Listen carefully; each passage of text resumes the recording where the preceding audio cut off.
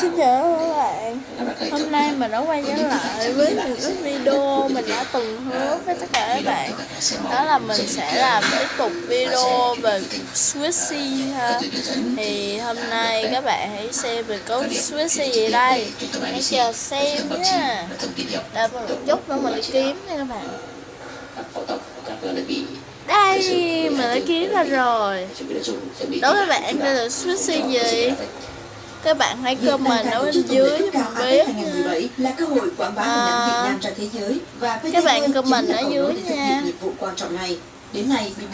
Đây là thôi giờ mình sẽ nói luôn, đây là Swissy sô-cô-la mà mình đã giới thiệu các bạn ở video trước. Nhưng mà tại vì video trước mình chỉ chủ yếu làm về bí đỏ Halloween nên là mình sẽ làm video này, mình sẽ làm về sô-cô-la này.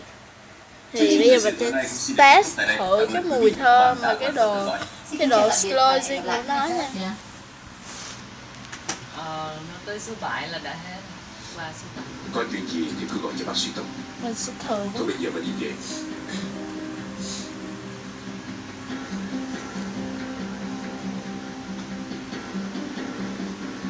Của mình thì cái này nó hơi thơm, hơi giống mùi sô-cô-la mà nó nhẹ nhẹ thôi, kiểu sô-cô-la sữa bạn.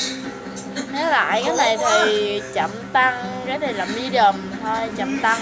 Slow medium thôi, là trung bình thôi, không có quá slow. Mà bù lại thì rất là cool ten, các bạn có thể thấy rất là cool ten, rất là im đó. Mua cái này là 30.000 ha. Em đang ở đâu đó? Mình mua ở trước trường, trường mình thì bán khá là rẻ. Em giữ chân lại giùm anh nha, anh tới liền đó. Slow mẹ bạn. Và sẽ test lại mày thôi. Nè, test lại với mày thôi nha. Slow rất là tốt. Và nếu mà các bạn muốn làm thêm nhiều video nữa thì các bạn comment dưới nha. Thì các bạn sẽ coi video kỳ trước. Đó là bạn sẽ coi video trước, đó là video mình giới thiệu rồi mình sẽ có bao nhiêu cái Swissy ha. Thì hôm nay mình sẽ làm tới đây thôi. Nếu các bạn yêu quý cái con Swissy này, cái Swissy này, cho mình một like ha. Đừng quên like, share và subscribe cho kênh Huyền Ngọc của mình nha. Bye bye bạn, hẹn gặp lại. Ngọc Hiền love you. Bye bye các bạn. Nhưng mà nếu mà có muốn mình quay video về Swissy nữa thì bạn comment ở bên dưới cho mình nha. Cảm ơn các bạn rất nhiều vì đã xem video.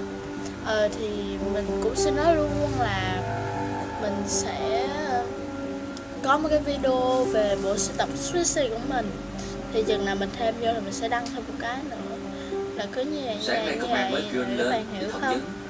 Nếu các bạn chưa hiểu thì các bạn có thể là comment ở bên dưới để mình hãy comment lại giải thích cho các bạn nha. Các bạn làm lại Ngọc Hiền love you với các bạn.